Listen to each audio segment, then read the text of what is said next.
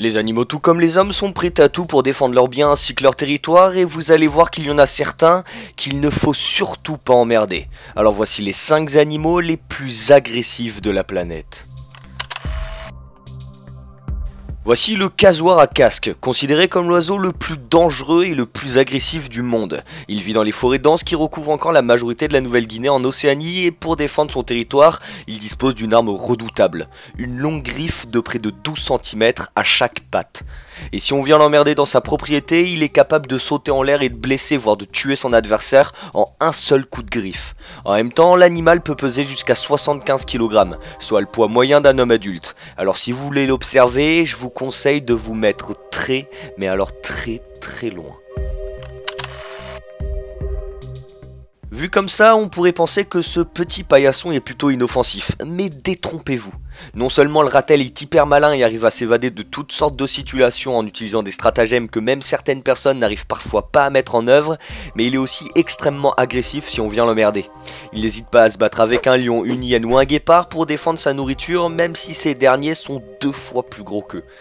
En fait, les ratels ont une technique bien spéciale. Ils vont s'attaquer au scrotum de leur adversaire, la peau des couilles quoi, pour provoquer une hémorragie de l'appareil génital mâle et donc pour faire fuir leurs adversaires. En plus de ça, il est extrêmement résistant. Sa peau est très épaisse, ce qui le rend insensible aux morsures et aux piqûres, et son organisme possède la capacité de pouvoir détruire les venins de serpents les plus venimeux du monde. Mais malheureusement, les scientifiques ne savent toujours pas comment. Même si son nom est loin d'être effrayant, le gulo-gulo est qualifié au Canada comme l'animal le plus féroce du Grand Nord.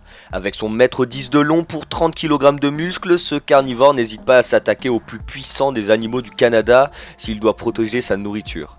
On prétend qu'il sait défendre ses captures contre les attaques de loups et même d'ours bruns.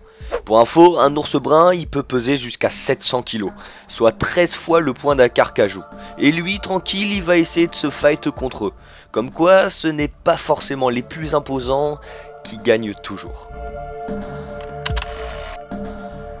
Avec ses défenses pouvant mesurer jusqu'à 60 cm, son poids de plusieurs tonnes et une pointe de vitesse de 40 km/h, l'hippopotame est considéré comme un des animaux les plus dangereux et les plus agressifs d'Afrique s'il doit protéger son territoire.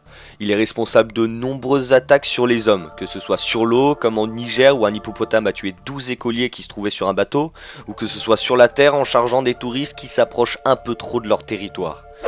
Mais pour défendre ses petits ou pour séduire les femelles, les hippopotames peuvent se battre à mort entre eux ou même attaquer les grands prédateurs d'Afrique comme les grands félins ou même les crocodiles. Bon, pour le coup, être un des plus imposants animaux du continent peut avoir certains avantages. Le mamba noir quant à lui est un serpent pouvant atteindre 4,30 m de long et pouvant se balader tranquillement entre les arbres ou sur la terre ferme avec une vitesse de 23 km/h. En plus d'être considéré comme le serpent le plus rapide du monde, il est également vu comme le plus agressif. Le mamba noir peut attaquer sans provocation, surtout si vous vous trouvez entre lui et son refuge. Cependant, vous serez déjà dominé par les effets de son puissant venin avant que vous vous rendiez compte que vous êtes fait attaquer par un mamba noir. La morsure entraîne la mort en quelques minutes par une paralysie respiratoire. Bon voilà, c'est tout pour moi. Dites-moi en commentaire si les vidéos de ce genre sur les animaux vous plaisent et je serai ravi d'en faire plein d'autres.